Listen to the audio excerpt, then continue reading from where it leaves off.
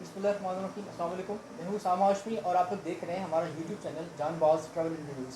आज हम लोग आए हैं नेटली के सैलून जो कि F10 मर्कज़ इस्लामाबाद में लोकेटेड है। हमारे साथ यहाँ के ऑनर मौजूद हैं और हम मज़ीद क्वेश्चंस इनकी ऑनर से करते हैं। सो मैडम ताहिरा, आपका बहुत बहुत शुक्रिया, आपने इतना कीमती वक्त मेरे लिए निकाला। हाँ जी, अस्सलाम वालेकुम। कैसे हैं आप उसामा? ठीक है अल्लाह का शुक्र, ठीक है। जी। मैडम, हमारे व्यूअर्स को थोड़ा गाइड कीजिए सैलून के बारे में, यहाँ की लोकेशन के बारे में बताएं कि सैलून कहाँ पे लोकेटेड है और कौन कौन सी सर्विसेज प्रोवाइड कर रहे हैं आप। जी, अस्सलाम वालेकुम। मेरा नाम है ताहिरा ख़ान। मैं F10 मरकज़ नेटली सैलून से बात कर रही हूँ। ये मारूफ हॉस्पिटल के करीब है और F10 मरकज़ में है। और यहाँ हमारी मुख्तलिफ़ किस्म की सर्विसेज हैं जो हम लोगों को दे रहे हैं। सैलून की सर्विसेज हैं और यहाँ पर सर्जिकल साइड हम लोगों ने बनाई है रिसेंटली, और उसकी सर्विसेज हम लोग कुछ दे रहे हैं और कुछ हमारी ऑपरेशनल हैं जो कि अभी स्टार्ट होने वाली हैं विदिन अ मंथ, यानी अगस्त में वो स्टार्ट हो जाएंगी। तो यहाँ पर हम लोग बहुत सारे ऐसे बच्चे हैं जो हमारा स्टाफ है, वो इस तरह के हमारे बच्चे हैं जो हमारा हमसे ही काम सीखते भी हैं और यहाँ पर फिर वो जॉब भी कर रहे हैं। मेरा तकरीबन 27 ईयर्स का यहाँ पर एक्सपीरियंस है और मैं वो कन्वर्ट कर रही हूँ अपना एक्सपीरियंस उन नीडी बच्चों के लिए जो पे नहीं कर सकते, जो यहाँ पर अच्छा काम सीखना चाहते हैं, बट कोई ऐसा सैलून नहीं है जो इस तरह नीडी बच्चों को बग़ैर मुआवजे के काम सिखाए। तो मैंने अपने दिल में एक ऐसा एम बना लिया था कि मैं इस तरह ऐसा एक सैलून बनाऊं। काम तो मैं बेशक बहुत अरसे से कर रही थी, लेकिन मैं वो अपने घर के अंदर कर रही थी।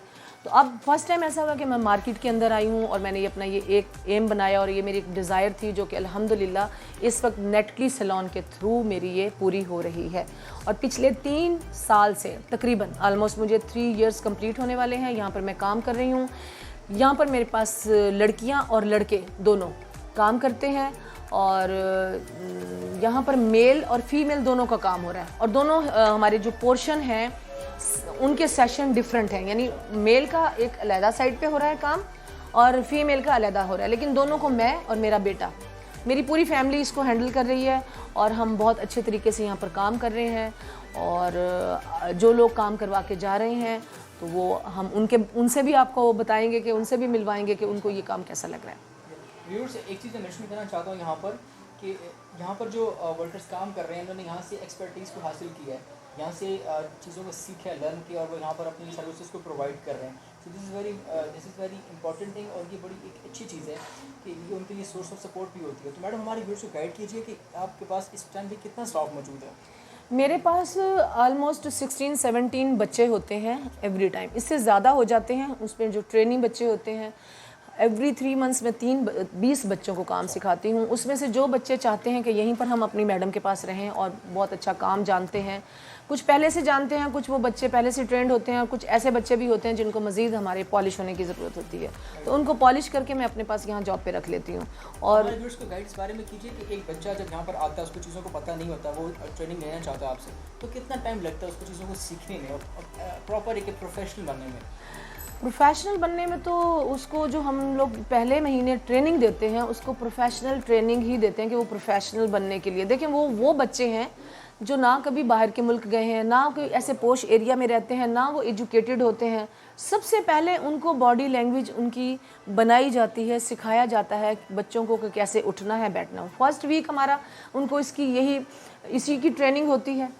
जो हमारी एसेसरीज होती हैं उनसे इंट्रोड्यूस करवाया जाता है और आफ्टर 1 वीक उनको हम छोटे छोटे कामों पे लगा देते हैं।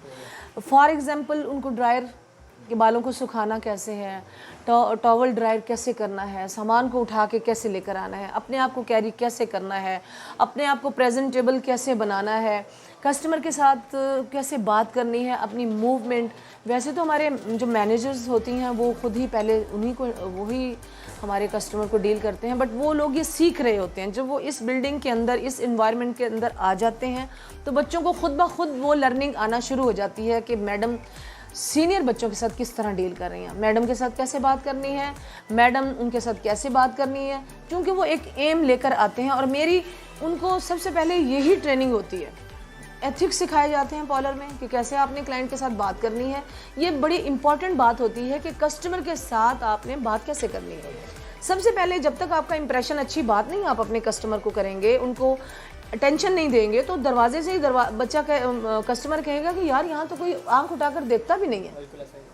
तो मेरी सबसे पहले उनसे यही ट्रेनिंग चलती है कि भाई आप पहले तो आप अपने आंख उठाकर कस्टमर को आपने देखना कैसे है, उनको वेलकम कैसे करना है, उस कस्टमर को लाके बिठाना कैसे है, फिर उसके बाद मैनेजर जो कि ऑलरेडी ट्रेंड होती है फिर वो उनसे बात करती है। ये चीज़ें सारे बच्चे वहाँ सीख रहे होते हैं। तो वो तकरीबन उनको टाइम लग जाता है, 1 मंथ तो लगता है उनको ये सारी चीज़ें और छोटे छोटे काम करने में। और आफ्टर 3 मंथ वो बच्चा एक अच्छा कारीगर बन जाता है, जो हमारे एक स्किल का नहीं तो हमारे सर्विसेज के काम का एक बहुत अच्छा वो कारीगर बन जाता है। फिर उन 3 महीनों में हम ये देखते हैं कि ये बच्चा किस स्किल की तरफ जा सकता है। नंबर 1 वो बालों की तरफ जा सकता है, नंबर 2 वो मेकअप की तरफ जा सकता है, नंबर 3 वो एस्थेटिक ब्यूटी क्लिनिक की तरफ जा सकता है कि वो यहाँ पर। फिर हम उसके हाथ को और उसके ब्रेन को चेक करते हैं कि उसका हाथ बारीक काम कर सकता है, उसका जहन कंसंट्रेट कर सकता है किसी काम पे। इस तरह नहीं हम उठा के डॉक्टर के साथ उस बच्चे को लगा सकते कि चलें जी आप मेडिकल वाली साइड पर आप चले जाएं। उनकी बाकायदा एक ट्रेनिंग होती है। मेडिकल साइड पर वो सिर्फ एक हेल्पर होते हैं, जैसे हमारे डॉक्टर हैं, हमारे टेक्नीशियंस हैं, उनके वो हेल्पर होते हैं। देखिए किसी भी क्लिनिक में, किसी भी हॉस्पिटल में सारा काम डॉक्टर नहीं करता, वो अपने सुपरविजन में उन बच्चों से हेल्प ली जाती है किसी भी इदारे में। तो एक ये टीम वर्क होता है। तो हमारी उसको मैं टीम को खुद हैंडल करती हूँ। एट अ टाइम 10 लोग अपने जॉब स्टेशन पे बैठे हुए होते हैं, तो मैं 1 बाय 1 हर स्टेशन पे जाती हूँ, हर स्टेशन पे उनको काम का स्टार्ट देती हूँ। ये चीज़ इस तरह होती है। तो इस तरह हमारे बच्चे अगर बहुत एक्सपर्ट हैं तो 1 ईयर उनको लगता है कस्टमर डीलिंग का, उठने बैठने का, काम करने का, कस्टमर को ऑफ करने का, कस्टमर के काम को कंप्लीट करने का, हर लिहाज से। मैडम सारी ट्रेनिंग थोड़ा सा गाइड कीजिए इस बारे में, जिसमें आपने बात की कि हर बच्चा मतलब उसकी एक्सपर्टीज़ डिफरेंट होती हैं, उसकी एबिलिटीज़ डिफरेंट होती हैं। तो आप कैसे एनालाइज करते हैं, कैसे चेक करते हैं कि एक बच्चा इस काम में माहिर है या उसकी एक्सपर्टाइज जो है वो हेयर कटिंग में बहुत अच्छी है या कोई अदर फील्ड्स? तो आप चेक कैसे करते हैं? किसका कोई टाइम होता है या कोई बॉडी लैंग्वेज से देखते हैं? फर्स्ट ऑफ ऑल देखें, मुझे 27-28 ईयर्स हो गए इस काम में। अगर मुझे पता नहीं चलेगा उसकी बॉडी लैंग्वेज, जो बना रही है बॉडी लैंग्वेज, मेरे लिए तो जिस वक्त वो बच्चा आता है 1 वीक मुझे लगता है, मैं उसको सारे काम में लेकर आती हूँ। मैं उसको कभी उसका टाइम वेस्ट नहीं करती, ना मैं अपना टाइम वेस्ट करती हूँ, इसलिए कि मुझे उनको अपने हेल्पर बनाना होता है। उनके फ़ायदे में मेरा फ़ायदा है, मेरे फ़ायदे में उनका फ़ायदा है। हम एक टीम वर्क करते हैं। मैं उनको समझाती हूँ कि बेटा आपको ऐसे खड़े होना है, इस डायरेक्शन पे खड़े होना है, आपने मुझे ये सारे टूल्स इस तरह पकड़ाने हैं। तो आप देखें कि उनका इंटरेस्ट मैं खुद डेवलप करती हूँ, ठीक है। फिर मैं देखती हूँ कि इसकी कंसंट्रेशन कितना टाइम ये मेरे साथ खड़ा हो सकता है। व्यूवर्स, मैं 7-7 घंटे खड़ी होती हूँ, ठीक है। तो 7 घंटे में मैं देखती हूँ कि मेरा बच्चा ये जो आया है, जिसको 2 महीने हो गए या 1 महीना हो गया, 1 वीक हो गया है, इसकी कंसंट्रेशन की कितना थका है, कितना बोर हुआ है। मैं बच्चों को बोर नहीं होने देती। अच्छा, हमारे व्यूअर्स को गाइड कीजिए कि इस फील्ड के अंदर ये जो फैशन इंडस्ट्री है या सैलून्स हैं, इसमें कंसिस्टेंसी कितना मैटर करती है? एक इंसान अगर एक बीइंग एज अ वर्कर मैं बात करूँ कि जो आपके साथ वर्कर काम कर रहे हैं, जो स्टाफ है आपका, उनमें कंसिस्टेंसी का जो फैक्टर है वो कितना रोल प्ले करता है? वो 100% रोल करता है।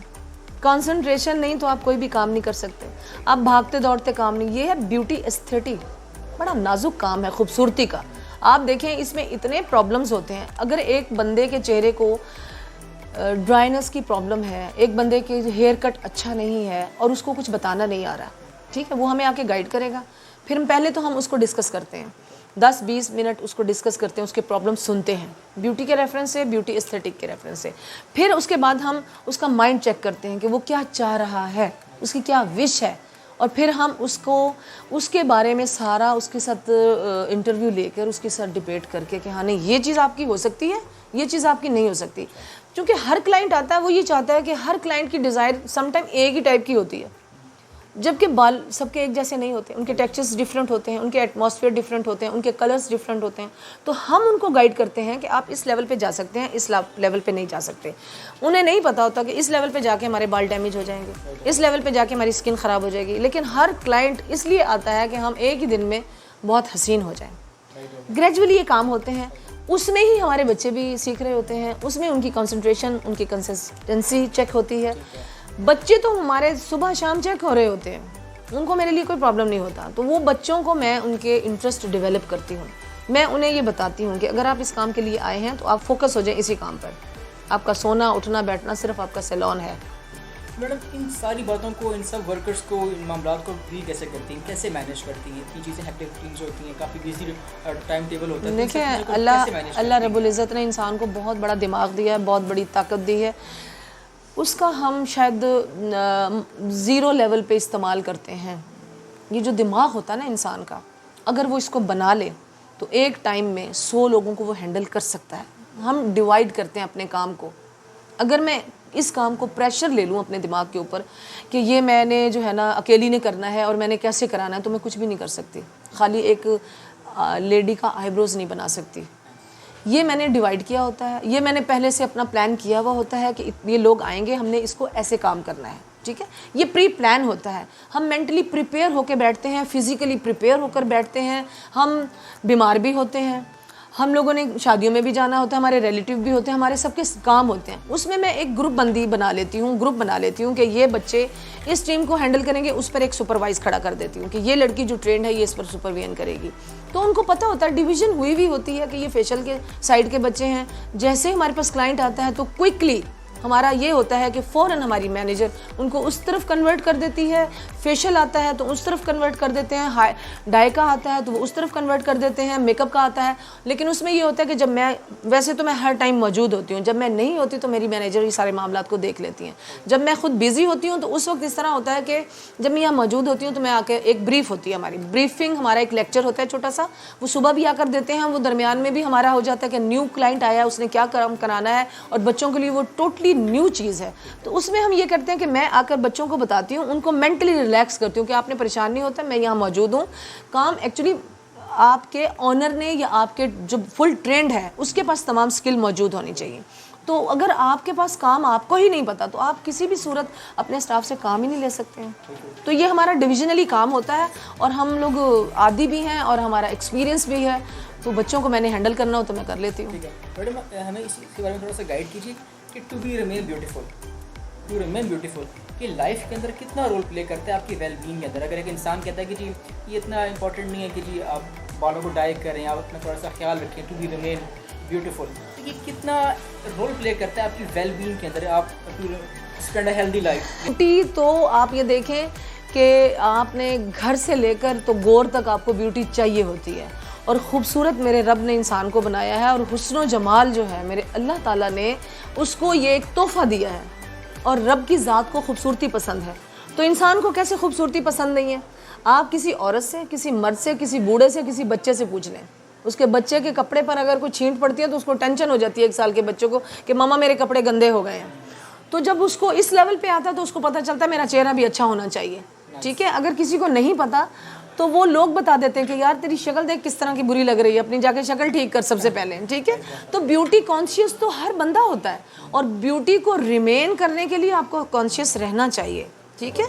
तो आप अपनी खूबसूरती को इन्हेंस करने के लिए, बल्कि आप देखें कि हेल्दी लाइफ गुजारने के लिए आपको खूबसूरत बन के रहना ज़रूरी है, ठीक है। आप जब ब्यूटी की तरफ आते हैं तो उसमें ये होता है कि सबसे पहले तो आप माइंड रिलैक्सिंग रखें, ठीक है। फिर आपको अवेयरनेस होनी चाहिए। और अब तो ऐसा इशू नहीं है, आप देखिए हम इतने ग्लोबलाइज हो चुके हैं कि पूरी दुनिया में क्या हो रहा है, ठीक है। बच्चा मोबाइल यूज़ कर रहा है, सोशल मीडिया यूज़ कर रहा है, सब जगह देखा जा रहा है कि पाकिस्तान में कहाँ क्या हो रहा है, ठीक है। अब अवेयरनेस इतनी आ चुकी है कि एक गाँव में रहने वाला बंदा भी सोशल मीडिया पर है और उसको पता है कि क्या हो रहा है। हम किसी को चीट नहीं कर सकते, हम किसी को गलत मटेरियल नहीं लगा सकते। तो ब्यूटी का काम तो मैं कहती हूँ अब हर जगह ब्यूटी की बात हो रही है तो हर बंदे को अवेयरनेस हो गई है। हाँ, एक बात है कि अगर कुछ लोग ब्यूटी से थोड़ा सा दूर होते हैं तो सैलून्स पर, बड़े सैलून्स पर वो जाते हुए घबराते हैं कि यार ये यहाँ पर बहुत ज़्यादा हमसे पैसे लेंगे, हमें मिसगाइड करेंगे, तो हम गलत काम में फंस जाएंगे। तो उसमें ये है कि अब आप पर ये जाती है बात कि बहुत सारे यूट्यूब चैनल्स हैं जो बहुत चीज़ें आपको बता रहे होते हैं, गाइड कर रहे होते हैं, तो आप उनको देखें, वहाँ पर उसको समझें। अल्लाह ताला ने आपको इज़्ज़त और अक्ल दोनों ही चीज़ें दी हुई हैं, पैसा भी दिया हुआ होता है, तो उस चीज़ों को आप यूटिलाइज़ करें।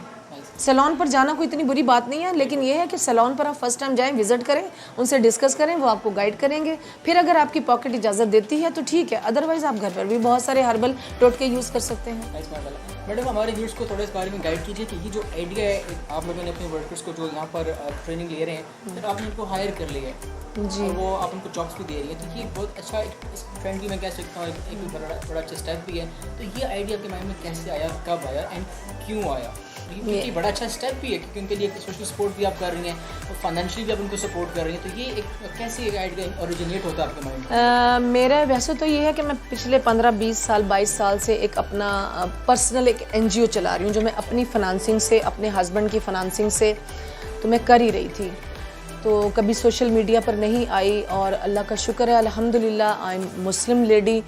तो अल्लाह ताला ने इंसान पर कुछ फ़राइज़ भी दिए हुए हैं कि अगर मैंने आपको नवाजा है तो उसमें कुछ लोगों का हिस्सा होता है। तो देखें, किसी को काम सिखा दिया आपने, तो फिर आप देखें कि जिस तरह आपने उसको काम सिखाया तो काम भी अच्छा आप ही ले सकते हैं ना उससे। और कोई बच्चा भी उसका इंटरेस्ट लूज़ हो जाएगा अगर मैं उसको कुछ पैसे नहीं दूंगी, तो आप देखेंगे वो कब तक मेरे साथ 3 महीने 4 महीने 6 महीने कब तक वो विदाउट पेमेंट आपके साथ चलता रहेगा। हर बंदे को नीड होती है पैसों की, ये काम भी वो पैसों के लिए ही सीख रहे हैं, अपनी ज़रूरियात को पूरा करने के लिए सीख रहे हैं। तो फिर उनको मेरी कोशिश ये होती है कि शुरू में ठीक है हम लोग बहुत ज़्यादा उनको पे नहीं कर सकते, लेकिन टाइम टू टाइम उनको ये बताते रहते हैं कि आपने अच्छा काम करना है। जो बच्चा अच्छा काम करेगा वो पे उसकी मंथली बढ़ती रहती है। तो उनका इंटरेस्ट कायम करने के लिए आप उसको कुछ देंगे तो वहाँ पर आपके पास खड़ा होगा। और जब आप एक अच्छी हैंडसम अमाउंट उनको देने लगते हैं तो उनको पता है कि हमने इसी इदारे से सीखा है, इसी इदारे में हमारी प्रोफाइल बनी हुई है, इसी इदारे में हमारी रिस्पेक्ट है, यहीं से हमें इज़्ज़त के साथ काम आता है। और फिर 6 महीने साल इससे ज़्यादा कोई भी यहाँ नहीं ठहर सकता। लेकिन जब मैं उनको कुछ देना शुरू करती हूँ तो वो कहते हैं कि हमें बाहर जाने की ज़रूरत नहीं है, जब हमारी यहाँ प्रोफाइल स्ट्रॉन्ग है तो हमें यहीं पर काम करेंगे। तो ये रीज़न उनकी यहाँ पर रुकने की होती है। तो madam once again thank you so much, आपने इतना कीमती वक्त हमारे लिए निकाला, क्योंकि सैलून की रूटीन सबको लोगों को पता है, व्यूअर्स बड़ी हैक्टिव टीम्स होती हैं और टाइम निकालना बहुत मुश्किल होता है, बट स्टिल मैडम ने हमारे लिए टाइम निकाला and we are highly grateful to you madam, thank you so much. So viewers, this is Natile salon which is located at F10 Markaz Islamabad, and I highly recommend आप लोगों को यहाँ पे आना चाहिए। यहाँ पे स्टाफ बहुत कॉपरेटिव है, स्पेशली यहाँ की owner highly energetic and highly motivated. इतना मुझे फील हुआ यहाँ पे आके, बहुत ही अच्छा इन्वायरमेंट है, स्पेशली फॉर द लेडीज़ जो कि हमें इस टाइम वॉच कर रही हैं। सो आप लोगों को यहाँ पे आना चाहिए and check this salon as well. So आप लोगों ने अगर आज का रिव्यू एंजॉय किया है तो इसको लाइक कीजिए, hit the like button as well, subscribe कीजिए हमारा channel and keep supporting Janbaz travel and reviews. तब तक के लिए अपना और अपने प्यारों का बहुत सा ख्याल रखिए, मुझे दीजिए इजाज़त, तब तक के लिए अल्लाह हाफ़िज़।